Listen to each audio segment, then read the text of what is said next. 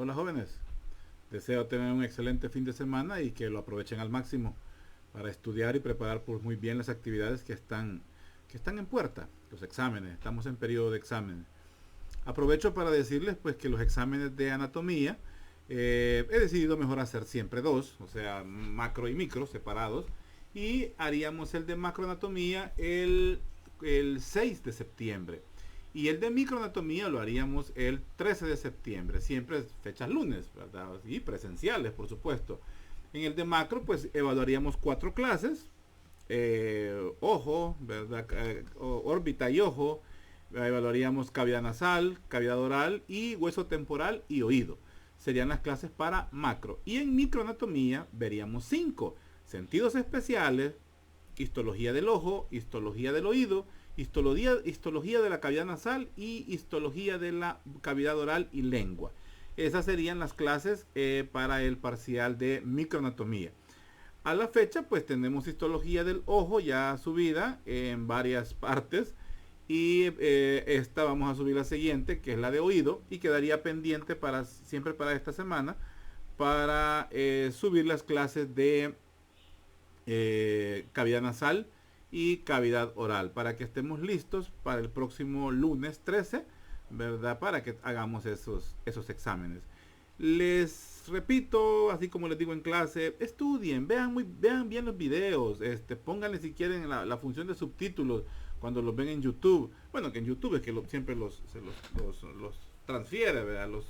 El link los lleva hasta allá, hasta YouTube, hasta la plataforma, y ahí pueden ponerlo en subtítulos para que puedan ir copiando. O pues se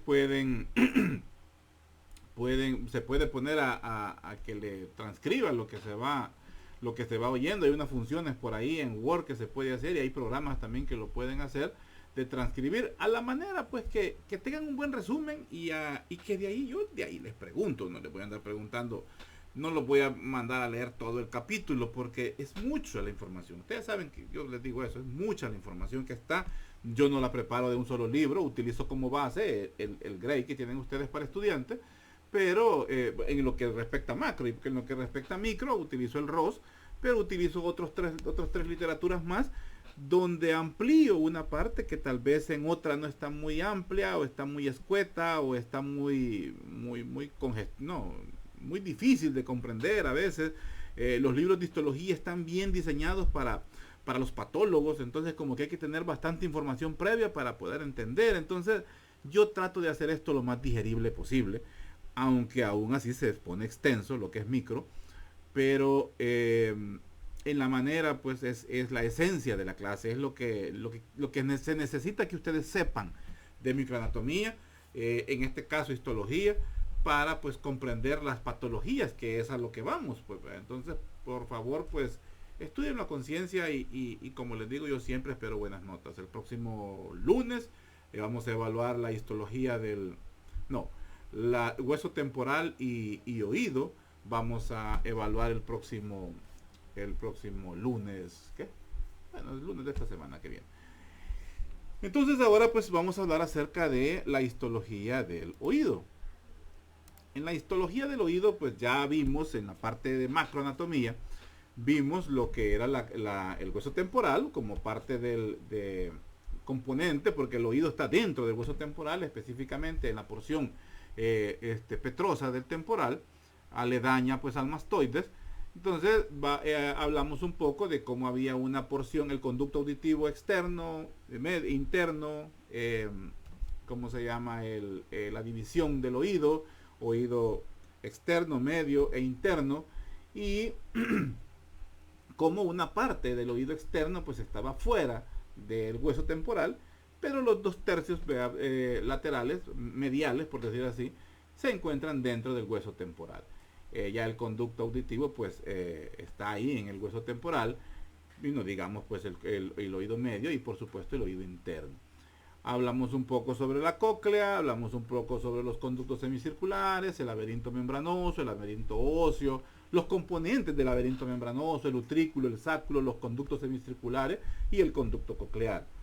Endolinfa, perilinfa, son datos que son propios de esta clase ya de la histología, pero me gusta avanzarlo en macro porque así vamos uniendo, vamos haciendo una amalgama de información y la vamos comprendiendo. Ya hay alguna información previa y eso les va a hacer entender un poco mejor esta clase o facilitar el aprendizaje de esta clase.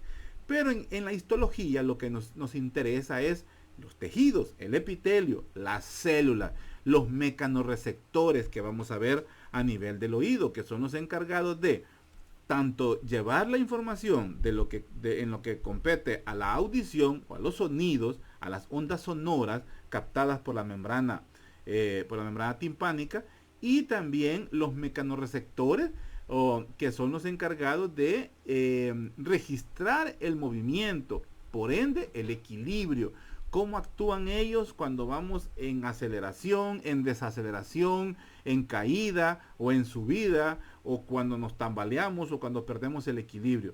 Es más, esta clase la tengo acompañada de un par de videos que hice el año pasado y lo voy a subir aparte.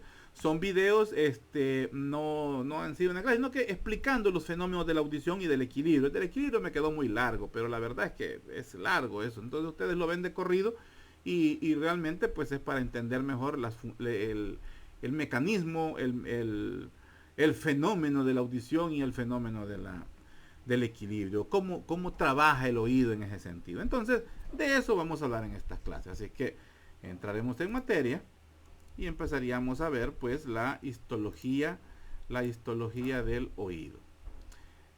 Haciendo un poquito de un recordatorio, ¿verdad? del oído, de la ¿cómo se llama? De la formación del oído. Nos acordamos pues que esta ¿cómo se llama? La formación del oído, o digamos cuando inicia, ¿verdad? Los primordios del oído, es ahí por la 4ª semana de gestación. Entonces vemos que la audición y el equilibrio pues nacen de una invaginación, ¿verdad?, del ectodermo, del revestimiento que aparece a cada uno de los lados del mielencéfalo. Si ustedes se recuerdan, aquí está algo para acordarnos cómo teníamos un sistema nervioso primitivo y cómo pues comenzaba a desarrollarse. Como vesículas iniciales pues teníamos el prosencéfalo, el mesencéfalo y el rombencéfalo. Pero a medida pues va especializándose o ¿cómo se llama? Va avanzando el desarrollo, pues veíamos cómo se desarrollaba un prosencéfalo, un diencéfalo, un mesencéfalo, un metencéfalo y un mielencéfalo.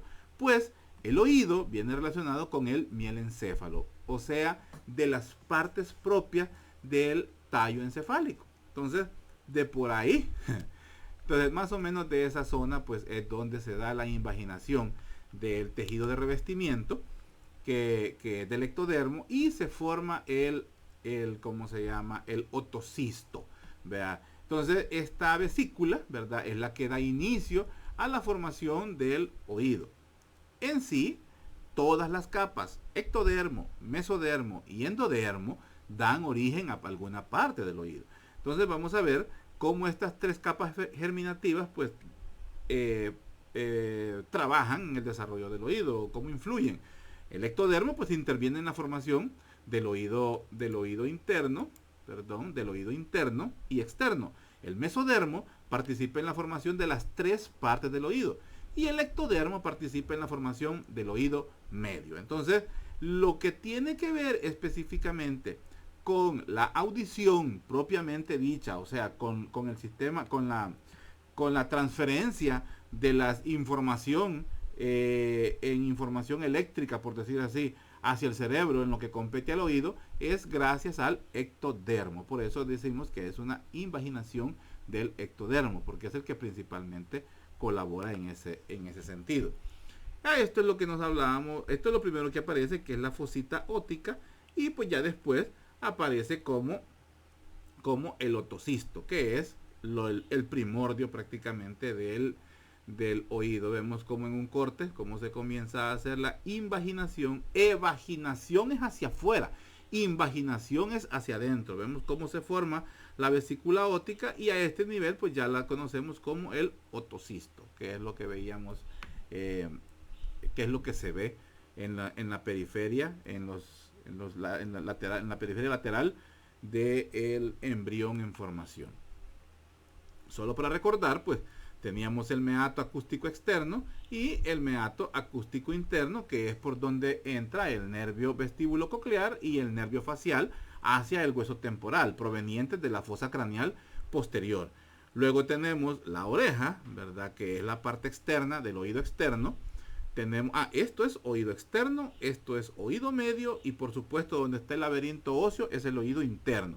Entonces tenemos que el oído externo, ¿verdad? Compuesto por la oreja, que es el satélite, prácticamente lo que está afuera, compuesta por las partes de las que hablamos, ¿verdad? El pabellón de la oreja o la concha acústica. Tenemos también el hélix, el antihélix, el trago y el antitrago. Y por supuesto el lóbulo, que el lóbulo pues ya no es cartílago. Todo lo demás es cartílago, pero el lóbulo no es cartílago. El lóbulo tiene músculo. Hablamos también de los músculos, ¿verdad? ¿Se acuerdan? Entonces veíamos que el tercio externo del oído externo, ¿verdad? Es la oreja, entonces es cartílago. Y los 2/3, ¿verdad? Mediales ya es hueso. Por supuesto, este conducto está tapizado por piel. Ya vamos a ver eso, ya veo algunas células modificadas, ya lo vamos a ver. Entonces luego tenemos pues como límite entre el oído externo y el oído medio, tenemos la membrana timpánica, que está colocada en una forma anterosuperior. Entonces, de ahí tenemos el oído medio, donde encontramos los otocistos, y el oído interno, donde encontramos el laberinto óseo, y adentro de él el laberinto membranoso. Todo rodeado por perilinfa y el laberinto membranoso conteniendo endolinfa. Los nombres de los otocistos, ustedes ya tienen que saberlo. Y por supuesto la comunicación que existe entre el oído medio y la cavidad nasal, específicamente con la nasofaringe, a través de la tuba faringopalatina, perdón, la trompa de Eustaquio. Entonces, esta comunicación pues le ayuda al oído interno pues a mantener tanto la presión, ¿verdad? Dentro de él, que sea igual a la presión del cuerpo, y mantenerla también en condiciones cuando cambia la presión en el ambiente, la presurización, lo que nos pasa en los aviones. Eso ya lo expliqué ampliamente, no vamos a detenernos ahí. Entonces hablemos un poco del oído externo. El oído externo pues está compuesto por la oreja, ¿verdad? Que está dispuesta como láminas irregulares de cartílago elástico. Ese tipo de cartílago elástico está recubierta por una piel fina y está adherida al cráneo, ¿verdad? Está adherida al hueso. Es la oreja. Luego tenemos el conducto auditivo externo, que igual pues está revestido por una piel fina, folículos pilosos, tiene glándulas sebáceas y glándulas ceruminosas. Entonces, hay glándulas sebáceas en la periferia, pero adentro ya son glándulas ceruminosas. O sea, siempre son glándulas sebáceas, pero modificadas, porque aquí liberan sudor, pero aquí liberan grasa. Y esa grasa, mezclada con los detritos y lo sucio que llega al oído, es lo que forma el cerumen. Entonces, el pelito que tenemos aquí y el cerumen son los que contribuyen a frustrar la entrada de los objetos extraños hacia los territorios del profundo del conducto auditivo externo. Además, le provee protección ante bacterias, hongos e insectos. Los pelitos y el cerumen.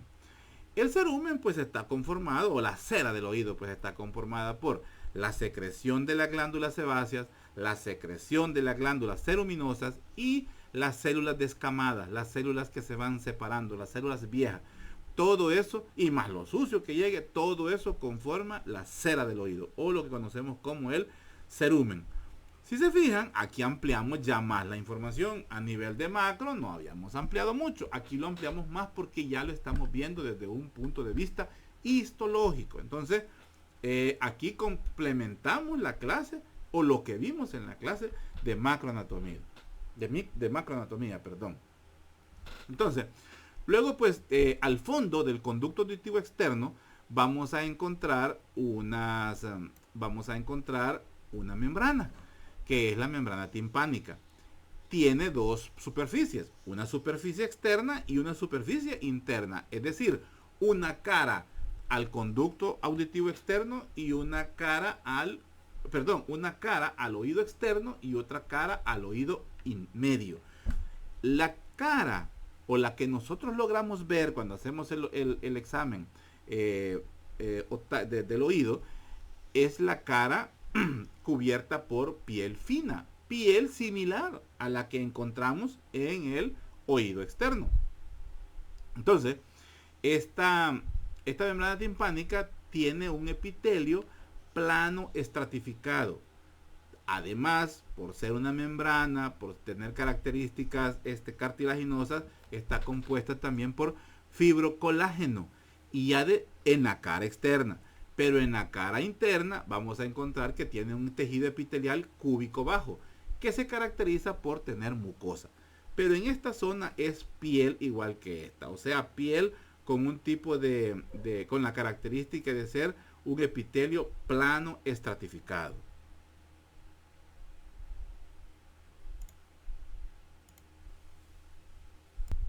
Bueno, sigamos. Bueno, el epitelio de la piel a este nivel es plano estratificado. Pero en sí la piel, o sea, la piel de sus manos, no, hay queratina, la piel del dorso de su mano, la piel de sus brazos, es plano estratificado o también en algunas ocasiones puede ser plano escamoso, según la piel. Eso lo veríamos más adelante. Bueno, sigamos. Entonces, con respecto al conducto, al oído externo, ¿verdad?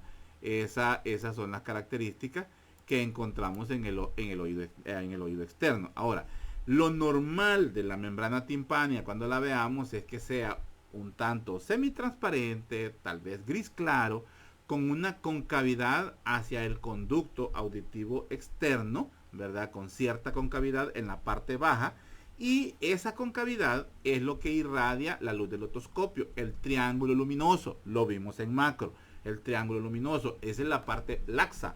La parte tensa es la parte que está, esa es la parte tensa, y tenemos una parte laxa que la vemos por arriba, que es donde más que todo delimitada por la inserción del martillo.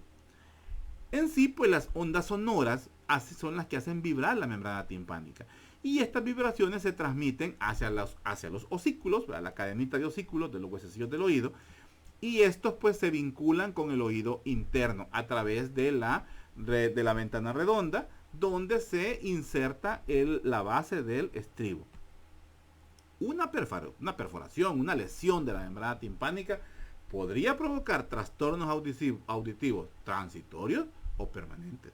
Entonces, ojo con limpiarse el oído con furia, ¿verdad? Ojo con hacer esa violación del oído con el hisopo, porque podemos llegar a dañar, podemos llegar a romper la membrana timpánica. Como un tejido de origen cartilaginoso es fuerte, pero también se puede dañar. Entonces hay que tener mucho cuidado cuando se limpia el oído, cuando se hacen extracciones de cuerpos extraños. Por eso hay unas pinzas especiales, ya les decía el nombre de las pinzas lagarto. Son aparatos especiales para eso, pero lo ideal pues es mejor que esas cosas las haga el otorrino, tiene más experiencia. Aunque en la práctica, pues cuando ustedes estén en años sociales, les va a tocar hacer algunos procedimientos de los cuales no estaban capacitados, pero hay que sacar, como decimos, el trabajo adelante, ayudar a la gente. Pero bueno, sigamos, me estoy yendo por otro lado.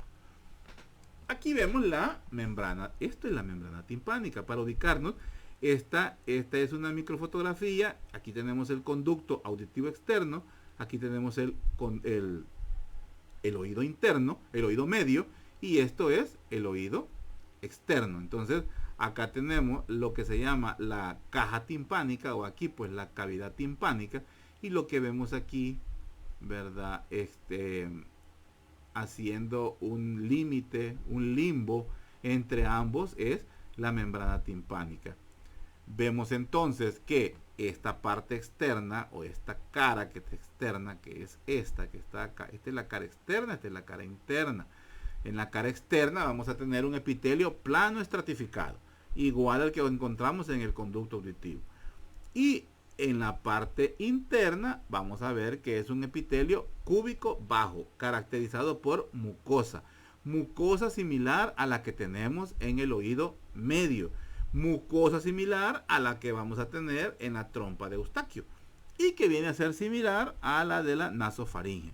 Entonces, en el oído, la cara que da al oído medio es es un epitelio cúbico bajo. Y en medio, pues vamos a encontrar el fibrocolágeno. Esa es, por decir así, ese es su esqueleto. Ese es el esqueleto de la membrana timpánica. El epitelio, el tejido de fibrocolágeno. Un tejido conjuntivo de fibrocolágeno. Ese es el epitelio, el esqueleto, pues, ¿verdad? De la membrana timpánica. Ojo con eso, porque será pregunta. Veamos un poco sobre el oído medio. En el oído medio, pues ya sabemos que es un espacio ocupado por aire. Eso es lo que tiene. Las características del oído medio es que tiene mucosa y que está ocupado por aire y que mantiene constante la presión del ambiente para proteger y para mantener el funcionamiento bien del oído. Entonces, si nos recordamos también de la clase de macro, veíamos que aquí en esta literatura dice caras, pero en la literatura de macro dice paredes. ¿Se acuerdan de las paredes? Aquí están, aquí tengo la diapositiva, la traje para acordarnos, ¿verdad? La del techo, la tegmentaria, ¿verdad? La de ¿cómo se llama? Que es hueso completamente, ¿verdad? Es hueso de la porción petrosa del temporal. Luego tenemos el piso, ¿verdad? Que es lo que llamamos la pared yugular, también es dentro del hueso temporal. Luego tenemos una cara anterior, ¿verdad? Una cara anterior que es esta, o sea que mira hacia adelante. Y ahí las características, bueno, que está la arteria carótida, pero la característica es que ahí se abre la trompa faringotimpánica. ¿Verdad? Yo de rato les dije otro nombre, la trompa de Eustaquio.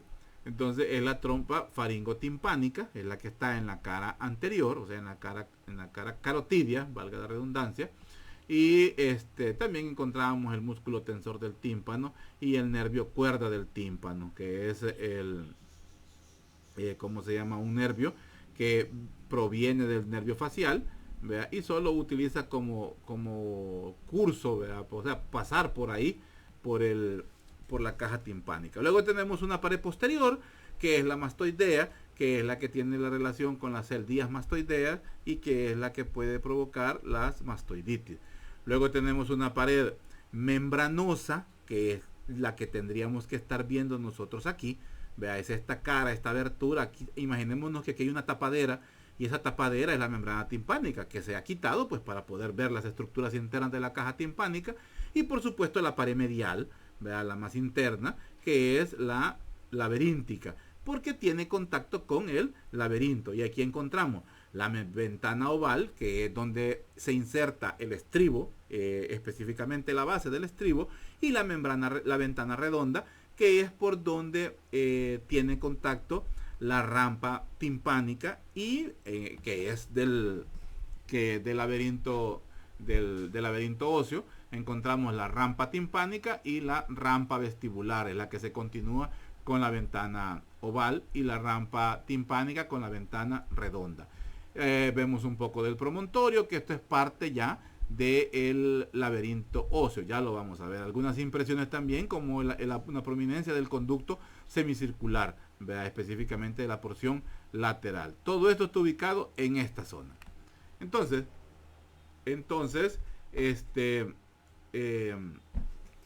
permítanme.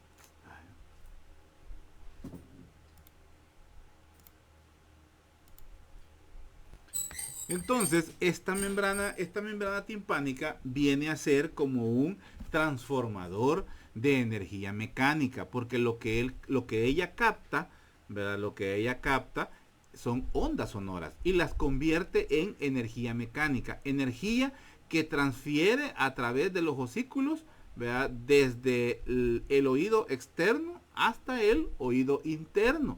Entonces, esa función, ¿verdad? La de la membrana timpánica.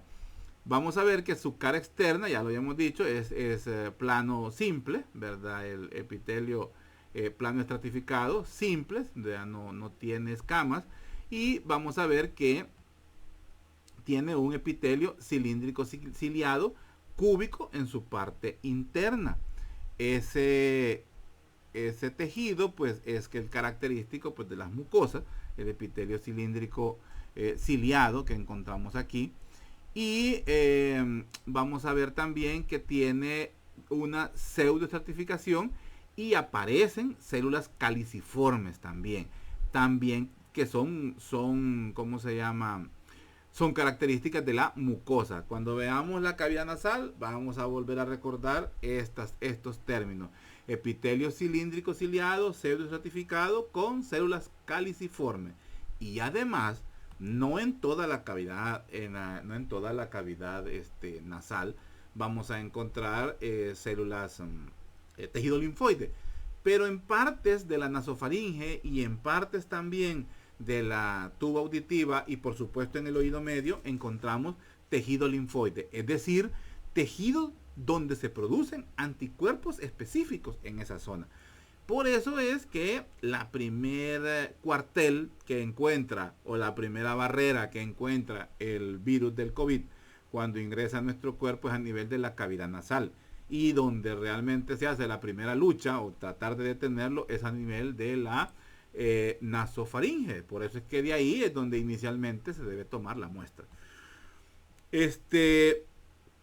Vemos pues que, ¿cómo se llama? El oído medio pues tiene una comunicación hacia atrás pues con las eldías mastoideas y hacia adelante pues con la nasofaringe a través de la trompa de Eustaquio, ¿verdad? Que es esta que vemos aquí, la trompa faringopalatina. ¿Cómo se llama? También vamos a ver que las paredes pues están muy adosadas, ¿verdad? Las paredes de la trompa están muy adosadas por la presencia de la mucosa y por la estrechez. Pero esta se abre, ¿verdad? Esta trompa se abre cuando comemos, cuando tragamos o cuando bostezamos. Por eso cuando sentimos el oído tapado le decimos a alguien abrir la boca, ¿verdad? Entonces el bostezo hace que se abra la trompa de Eustaquio. Fácilmente una infección a nivel de la nasofaringe, una rinitis, una faringoamigdalitis, una lesión de la faringe y específicamente de la nasofaringe, puede hacer llegar por contigüidad puede subir la infección y llegar a afectarnos el oído medio, que se caracteriza principalmente por sordera. El dolor es intenso, por supuesto. La sordera es otra cosa muy, muy característica de una otitis media. En la entrada de la tuba auditiva pues se encuentra una amígdala, es la amígdala tubárica. Esta amígdala tubárica forma parte del anillo de Waldeyer. Ojalá que se acuerden de eso. El anillo de Waldeyer, ahí encontramos las amígdalas o las tónsilas palatinas, las amígdalas faríngeas y las amígdalas tubáricas. Todas ellas conforman el anillo de Waldeyer. Es toda una cadena, es una cadena de tejido linfoide, de tejido linfático encargado de controlar las enfermedades respiratorias o atacarlas en el momento, en el lugar, en el sitio de llegada. Por eso es necesario tener un sistema inmunológico sano para que las infecciones, todos los días llegan infecciones a nuestro cuerpo. Todos los días que tenemos contacto, más de algunos de ustedes y yo también, hemos estado en contacto con un paciente con COVID. Pero posiblemente nuestro sistema inmunológico ha estado tan bien, tan bueno, que no permitió que entrara y que nos diera la enfermedad, por decir así.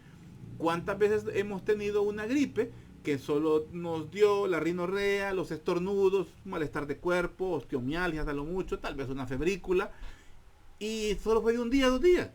Entonces, ¿por qué puede pasar esto? ¿Y por qué puede pasar que nos dé una gripe, que nos acueste por una semana, que no nos deje sentir alivio, nos puede cansar, en fin, se nos puede complicar?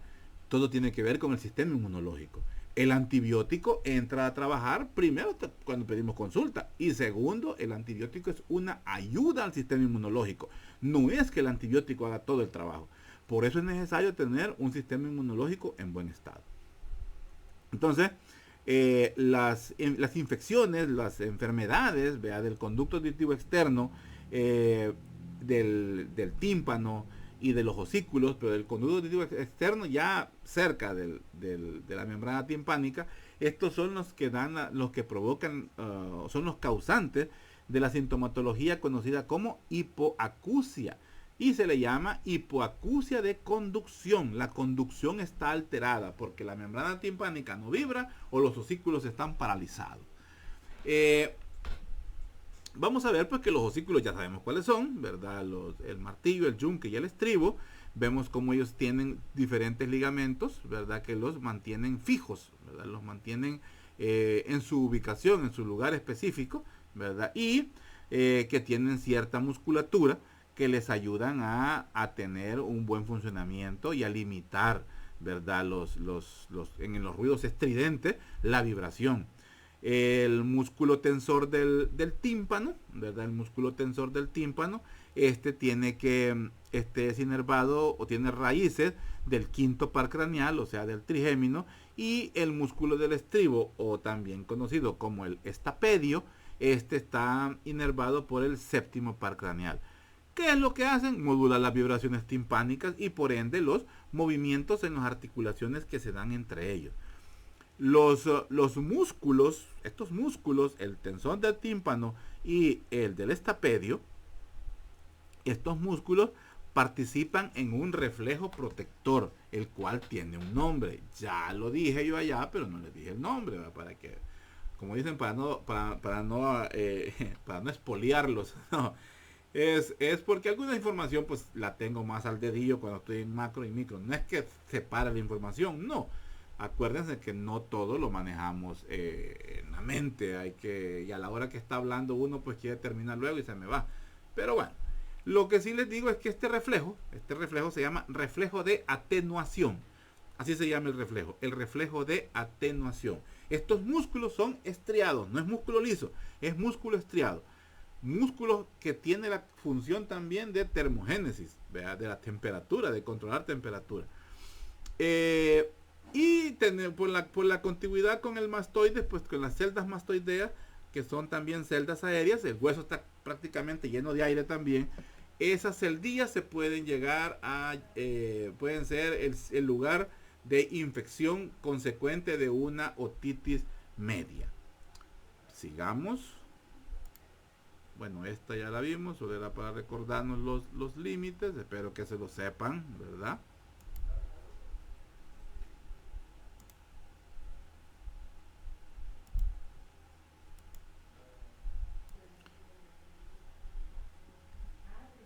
Continuamos con el oído interno.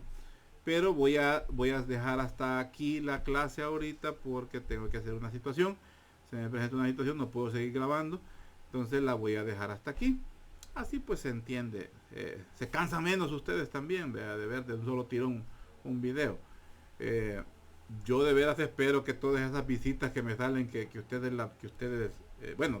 que las ven, sea porque las ven varias veces, porque así sé que tengo otros estudiantes que ven mis clases, me lo han hecho saber, para repasar, y que bueno, me alegra realmente que les sirva, pero me interesa más ustedes, que las vean de principio a fin, para que la puedan pues comprender.